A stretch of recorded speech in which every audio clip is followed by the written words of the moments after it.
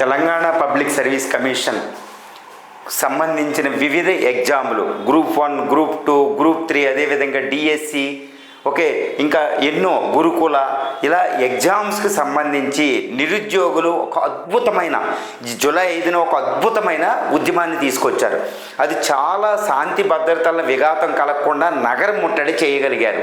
దానివల్ల ఏంటంటే గవర్నమెంట్ వెంటనే ప్రతిస్పందించి, ఎందుకంటే నేను చెబుతూ ఉంటాను, ఇది ఉన్నది కాంగ్రెస్ పార్టీ, ఇది ప్రతిస్పందిస్తుంది. పీపుల్ని కేసులు ఎక్కువ లేవు, అనగదొక్కలేదు, కానీ ప్రతిస్పందించి సాయంత్రానికల్లా 3 గంటల సమావేశం పెట్టి ఈ డిఎస్సి గ్రూప్ 2కి సంబంధించిన వివిధ నిర్ణయాలు తీసుకోవడం జరిగింది. కానీ అత్యంత ప్రధానమైన 1:100 అనేది ఇంకా ఒక కొలిక్కి రాలేదు. మిగిలినవి కూడా రాలేదు, కానీ ఒక నిర్ణయం అయితే రావడం జరిగింది, డిసిషన్ తీసేసుకుంటారు. ఈ 1:100కి సంబంధించి ఇక్కడ ఒక లిటిగేషన్స్ తీసుకొచ్చారు. 1:50 తీస్తేనే, లేకపోతే ఇవి న్యాయపరమైన సమస్యలు ఎదుర్కొని నోటిఫికేషన్ వెళ్ళదు అని. ఇది ఒక మిస్కన్సెప్షన్ ఉంది, లీగల్ ఎక్స్పర్టైజ్ లేదు, దీనివల్ల ఒక తప్పుడు నిర్ణయం జరుగుతుంది. అదేంటి, నిజానికి 1:100 తీయకపోతేనే ఈ నోటిఫికేషన్ ముందుకెళ్ళదు. ఇంకోటి ఏంటంటే, ఈ ఉద్యమానికి నాయకత్వం వహించేదే ఈ 1:100 అనేది.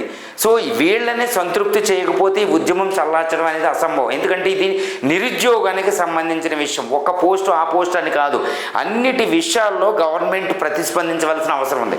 ఇప్పుడు 1:100కి సంబంధించి చాలా విచిత్రమైన పోకడ ఉంది. ఏంటంటే యూపీఎస్సీ వర్సెస్ గౌరవ్ ద్వివేది 1999 కేసుని తీసుకొచ్చి దీనికి వల్ల కుదరదు అంటున్నారు. కానీ ఈ కేసు సందర్భం వేరు. దాన్ని తెలియాలంటే మీకు రిక్రూట్మెంట్కి ఎలిజిబిలిటీ టెస్ట్కి తేడా తెలియాలి. అది గమనించకుండా ఈ కేసుని అడ్డమని చెబుతున్నారు. ఆ కేసు అడ్డమే కాదు.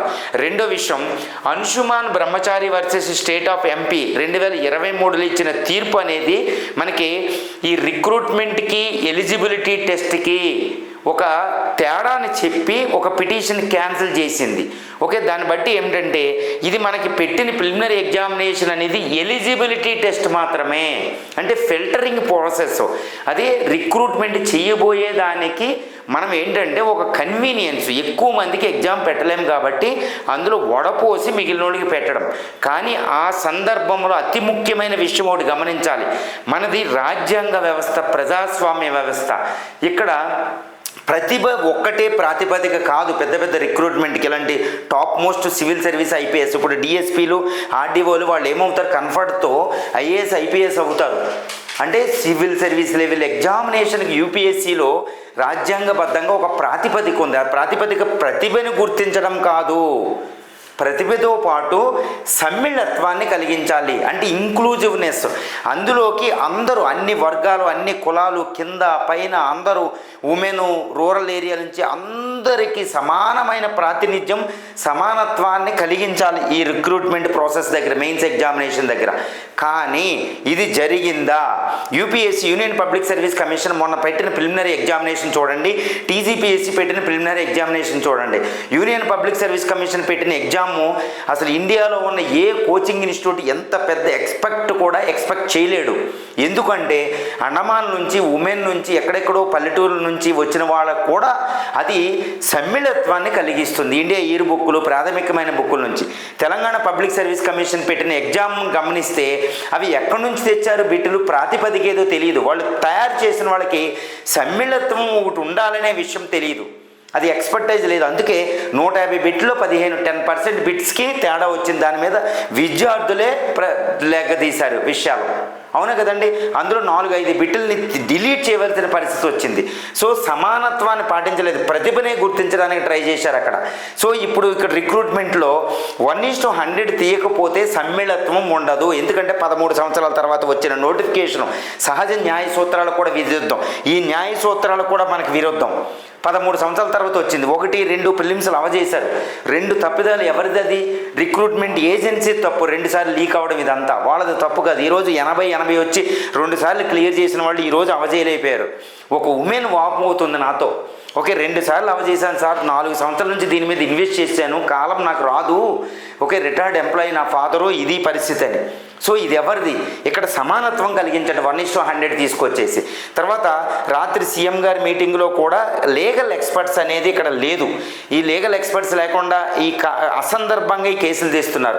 అడ్వకేట్ జనరల్ లీగల్ సలహాదారులు ఉంటారు మనకి, గవర్నర్ రాజ్యాంగబద్ధంగా, ఆయన సలహాను తీసుకోవాలి. తర్వాత ఏపీపీఎస్సీలో అత్యున్నతమైన న్యాయ సలహాదారులు ఉంటారు. ఇప్పుడు పెట్టిన మెంబర్స్కి వాళ్ళకి లీగల్ మ్యాటర్స్ ఏమీ తెలియదు, అందులో కూడా లీగల్ ఎక్స్పర్ట్స్ ఉంటారు. వాళ్ళు ఇంకా దాని మీదే సబ్జెక్ట్ మీద ఉంటారు, సబ్జెక్టివ్ అప్రోచ్లో. వాళ్ళని తీసుకోవాలి. సీఎం గారికి ఇంకా రీసోర్సెస్ ఉంటాయి, ఆ రీసోర్సెస్ తీసుకుని లీగల్ ఎక్స్పర్ట్స్ని కన్సల్ట్ చేసి సహజ న్యాయ సూత్రాలు అన్నీ తీసుకుని 1:100 తీయకపోతే 1:50 ద్వారా 1:50 తీస్తే 1:100 ద్వారా వేలాది మంది, 28,000 మంది కాదు 1,00,000 మంది దాకా విక్టిమ్స్ వస్తున్నారు. వాళ్ళు వదలరు, ప్రతి విషయాన్ని బయటకు తీస్తారు. ఎందుకంటే లాస్ట్ 2 రోజుల్లో నోటిఫికేషన్ ఇచ్చింది కాకుండా డేట్ ఎందుకు పెంచారు? అది విరుద్ధం కాదా నోటిఫికేషన్కి? రెండో విషయం, ఇది హైకోర్టు ఈ ఎగ్జామ్ని క్యాన్సిల్ చేస్తూ మీకు ఎగ్జామ్ అని పెట్టింది.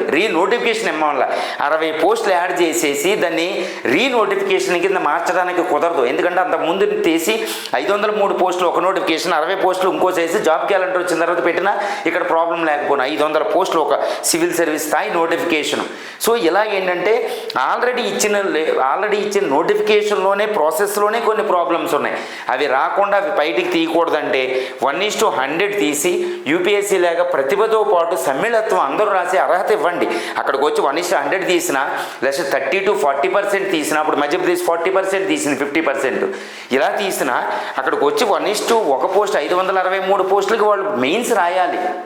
అరే ఇక్కడ మనకి ఇది అవుతుంది, మెయిన్స్ రాయడానికి వాల్యూస్ని ఈ ప్రాబ్లమ్స్ 1:50లో మేము కంఫర్టబుల్ జోన్లో ఉన్నాం, పక్కోడు పోయినా పర్వాలేదు, ఇది అహేతుబద్ధంగా 1:500 తీయండి, ఇలాంటివి వస్తున్నాయి. ఇది కాదు, 1:100 తీయవలసిందే. ఎందుకంటే ఇది న్యాయ సూత్రాలకు అనుకూలంగా ఉంది, సహజ న్యాయ సూత్రాలకు అనుకూలంగా ఉంది, మన భారత రాజ్యాంగం చెప్తే సమ్మిళత్వానికి అనుకూలంగా ఉంది, ప్రతిభే కాదు. ఎందుకంటే ఎంతోమంది సివిల్ సర్వెంట్లు ఉన్నారు, ఈరోజు వాళ్ళలో చాలా ప్రతిభ ఉంది, సీఈఓలంత అర్హత ఉంది, కానీ వాళ్ళు న్యాయం లేదు, వాళ్ళు హేతుబద్ధత లేదు, వాళ్ళు అంత అవినీతి పరులు ఉన్నారు. ఓకే, అవినీతి పరులు లేకుండా మంచి మోరల్గా సమాజ సేవ అనే దృక్పథం సమ్మిళత్వం ఉండాలి. కింద అన్ని వర్గాలకు అది అందుబాటులో ఉండాలి. అదే రిజర్వేషన్లు ఇచ్చామంటే అది కాదు, ఓపెన్ కేటగిరీలో కూడా వాళ్ళు పోట్లాడేది రావాలి. కాబట్టి ప్రతిభతో పాటు సమ్మిళత్వానికి న్యాయ సహజ సూత్రాలకు అనుకూలంగా, విద్యార్థుల డిమాండ్కు అనుకూలంగా ప్రభుత్వం 1:100 తీస్తుందని ఆశిద్దాం.